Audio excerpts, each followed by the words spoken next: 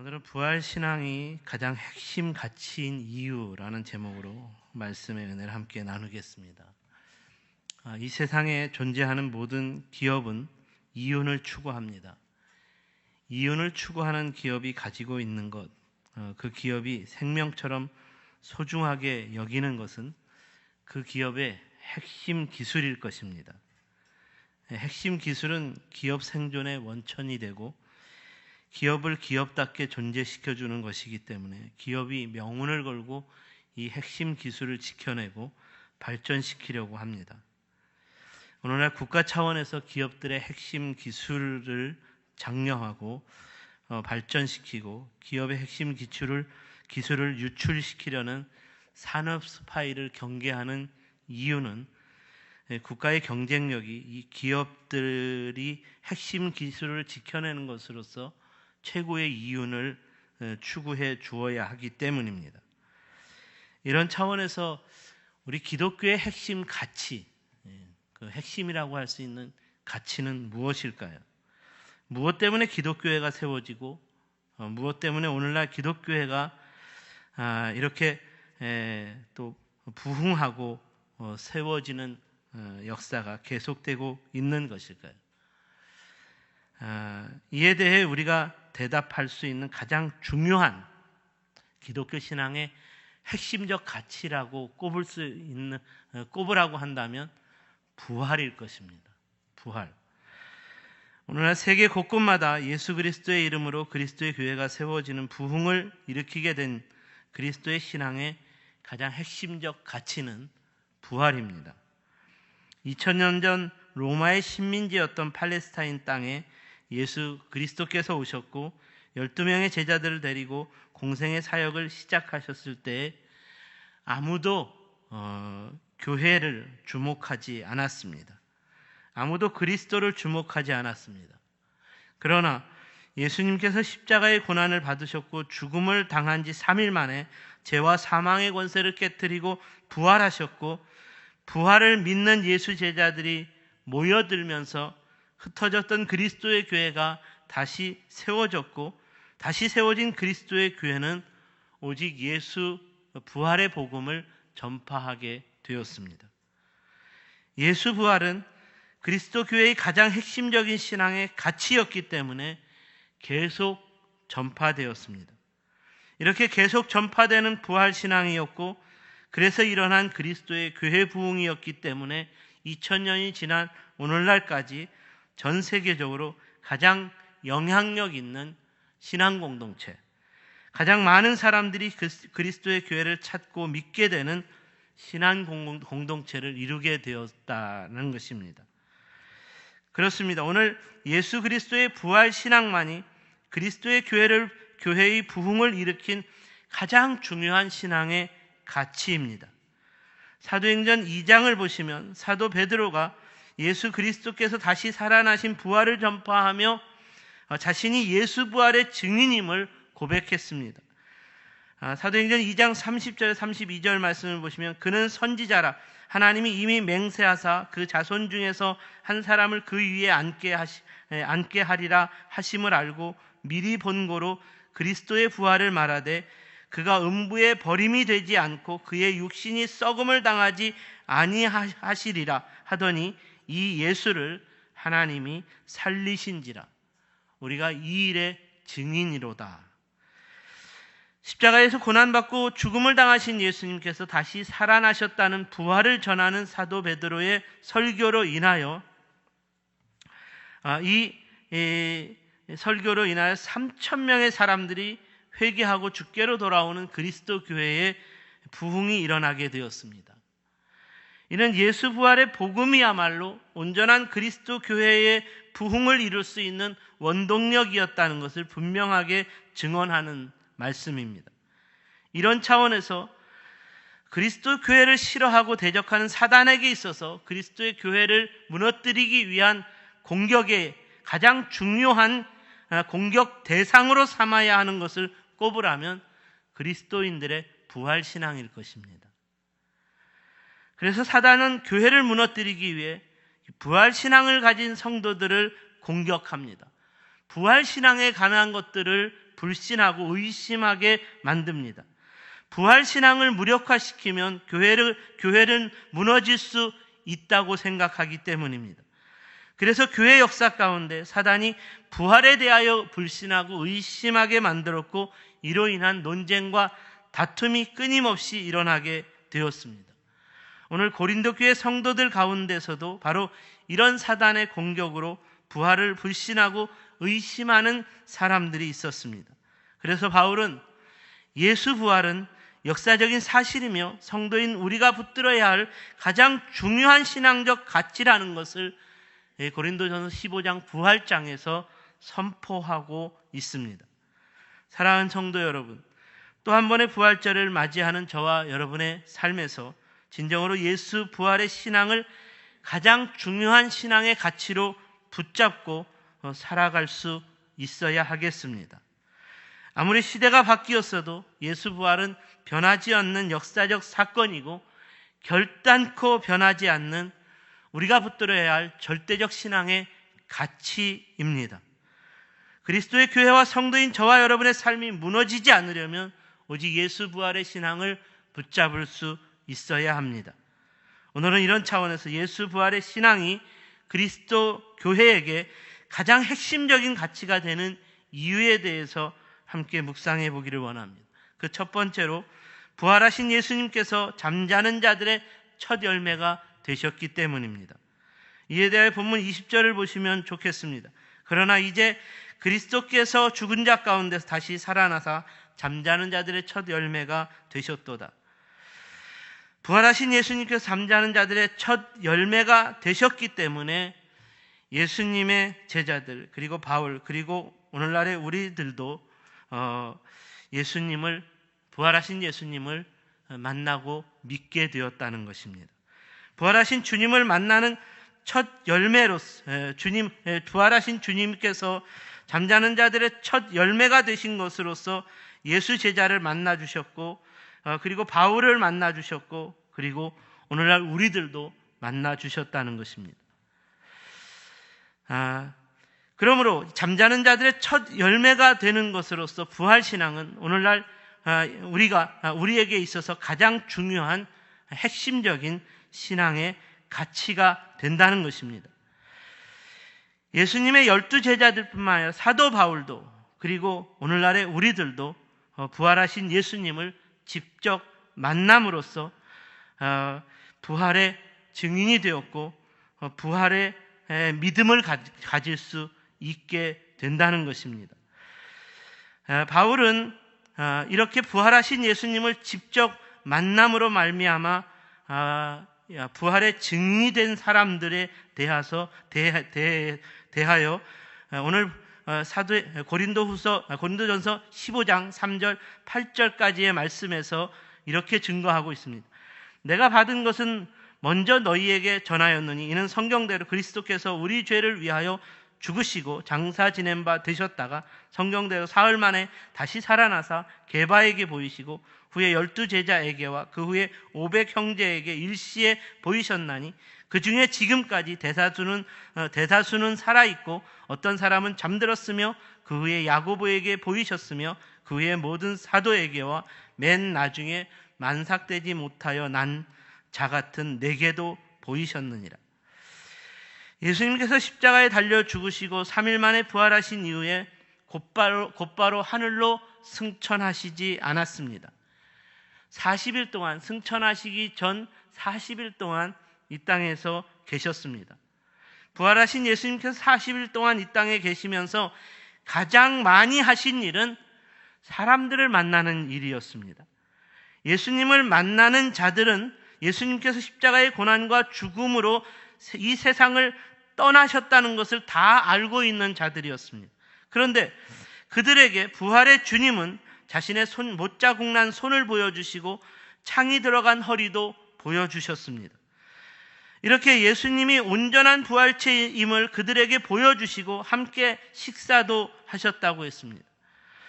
이들 가운데 대부분은 바울이 고린도 교회에 보내는 편지를 쓸 때까지 생존해 있었습니다. 그래서 그들도 예수 그리스도가 부활하셨다는 것을 역사적인 사실로 믿었고, 그들이 가는 곳마다 그들이 발길이 닿는 곳마다 이 예수 부활의 복음을 전파하며 살았다는 말입니다. 그러므로 이런 차원에서 오늘 바울이 부활하신 예수님을 직접 만났다라는 것은 이들로 인해서 예수 부활의 복음을 듣고 믿게 되었다는 말이 아닙니다. 바울이 직접 부활하신 예수님을 만났다는 말입니다.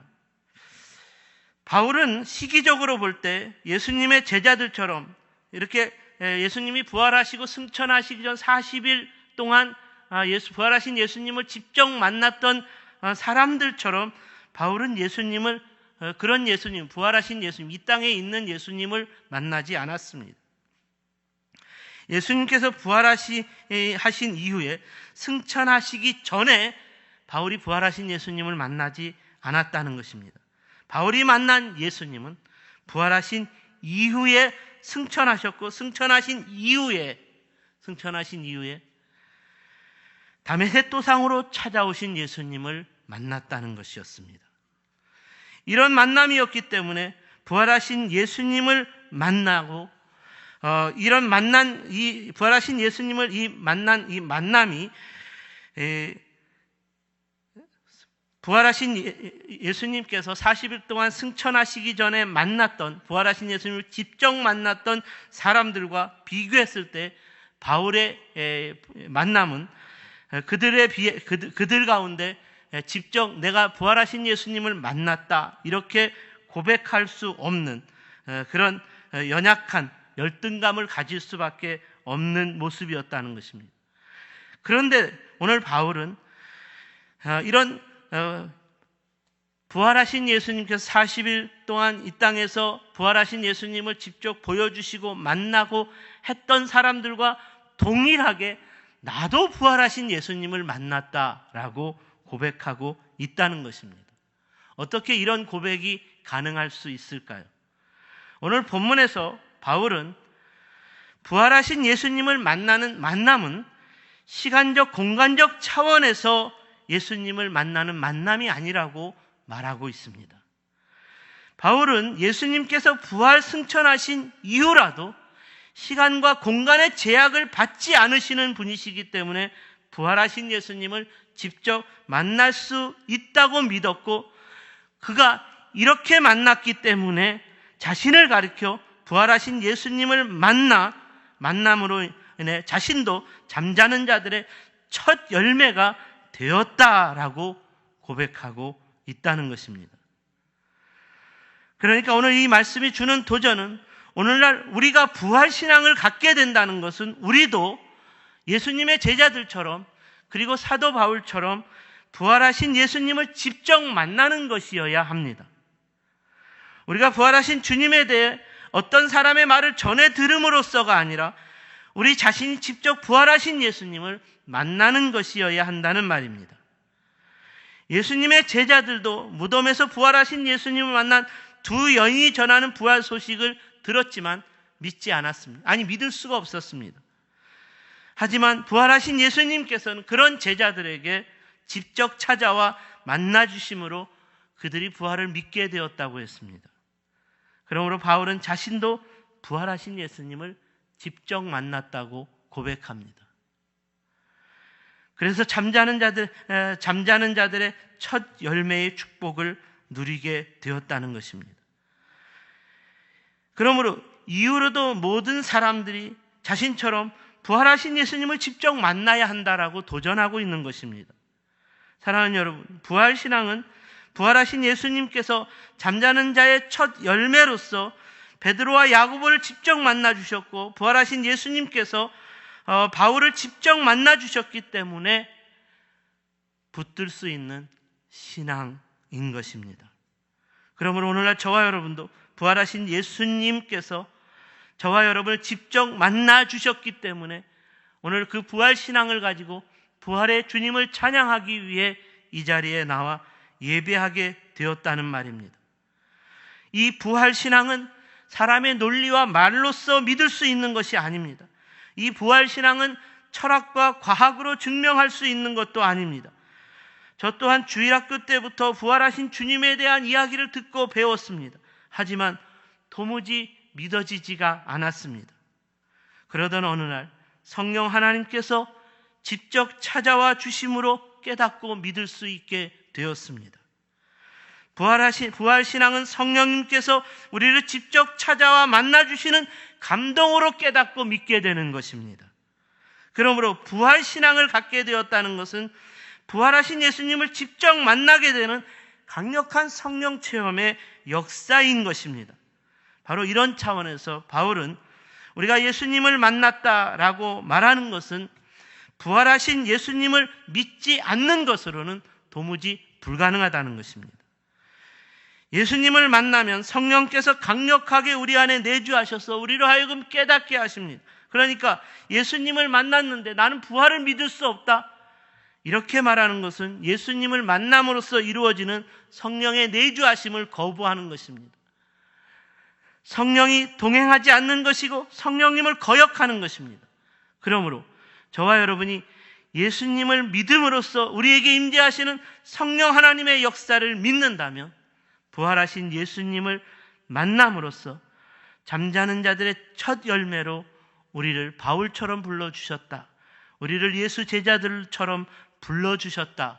그러므로 부활신앙을 고백할 수 있는 예수 부활의 증인이 다 되어야 하는 줄 믿습니다.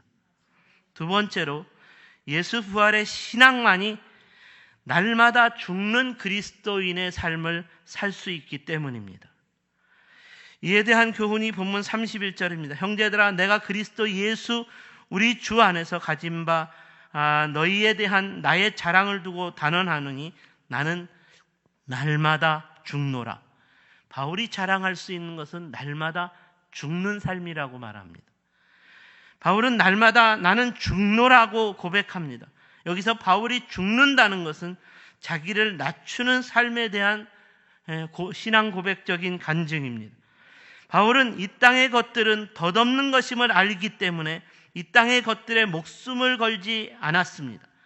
길어야 80, 조금 더 살면 100세의 인생을 살아가는 삶에서 무슨 미련을 갖는다는 말입니까?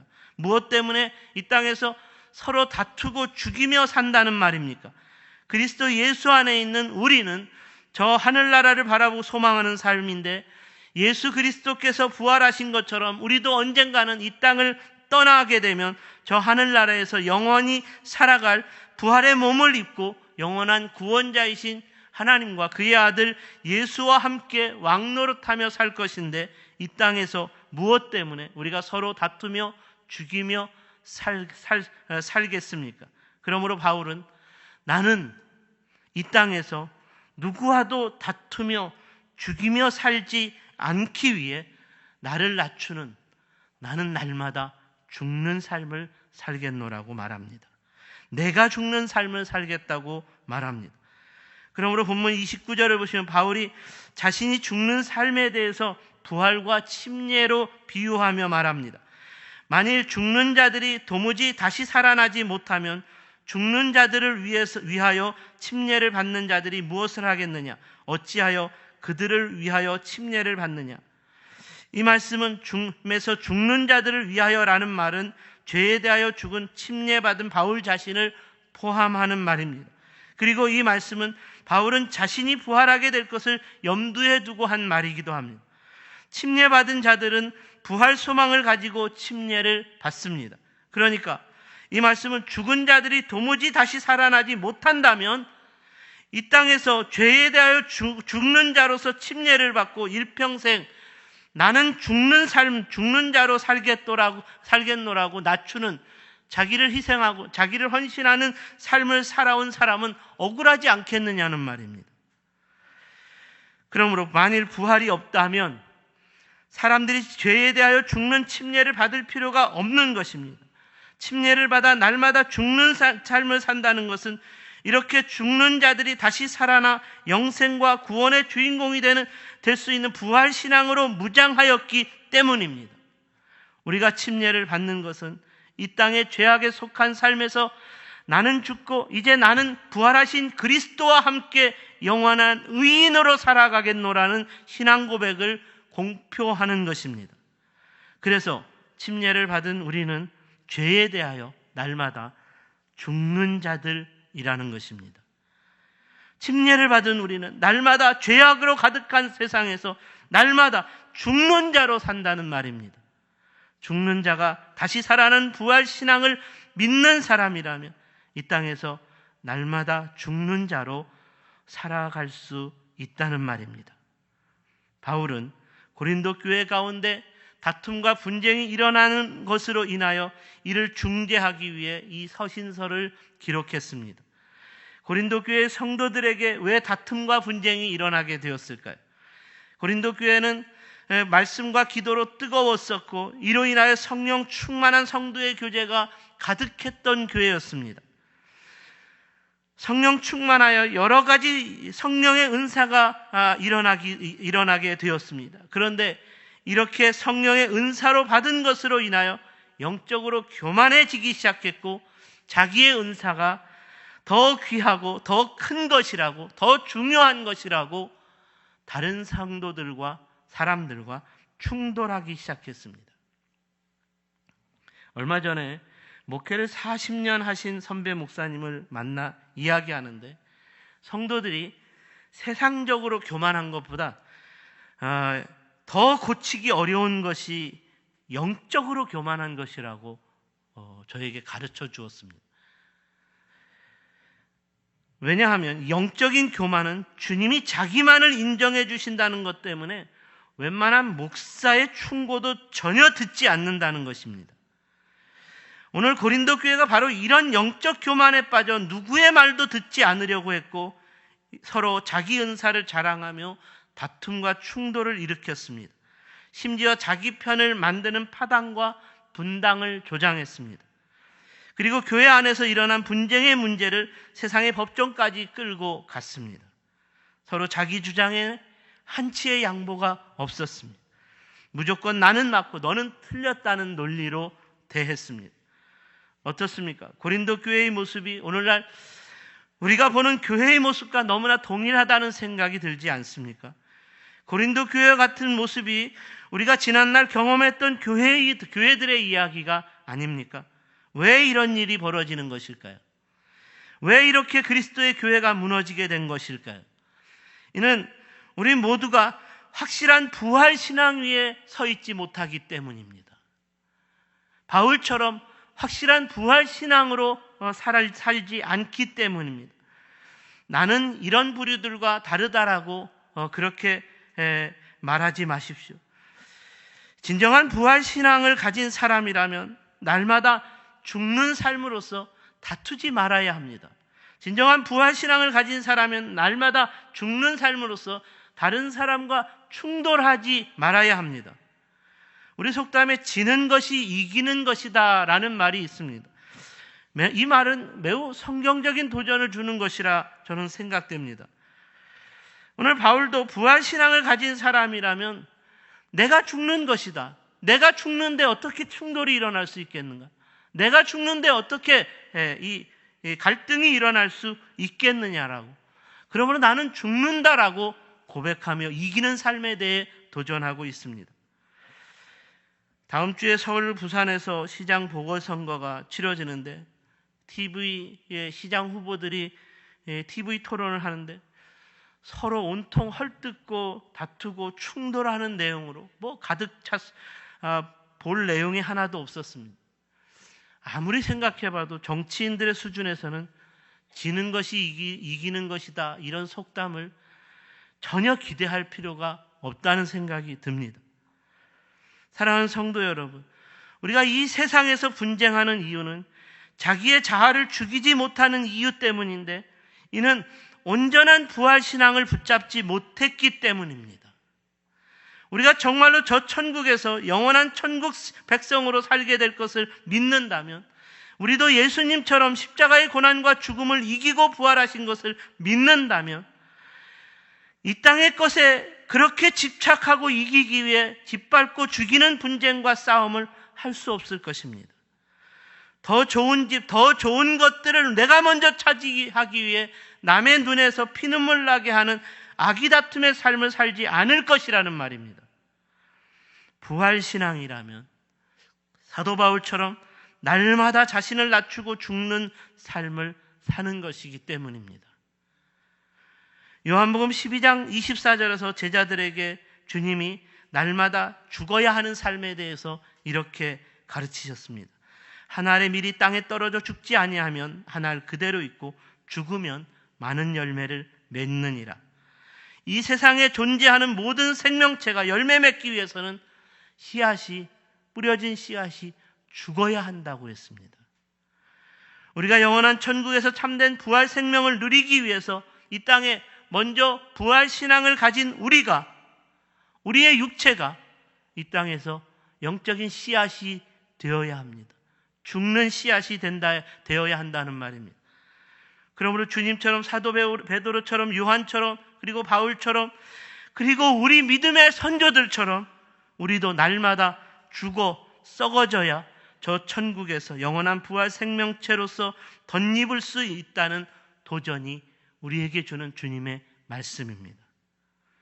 바라기는 또 한 번의 부활주의를 맞이하며 오직 예수 부활 신앙을 붙잡고 살아가는 우리를 흔들고 속이려는 사단의 계략에 속지 마시고 네가 손해라는 그 말에 아니다, 내가 손해볼 것이다 라고 고백할 수 있는 나를 낮추는 겸손과 나를 죽이는 희생과 헌신과 섬김의 삶으로서 이 땅에서 교만하고 거짓되고 악하고 부정한 자들을 부끄럽게 만드는 것으로서 이길 수 있는 거룩한 하나님의 자녀로서의 선한 열매를 맺는 저와 여러분이 다 되시기를 주님의 이름으로 축원합니다. 기도하겠습니다.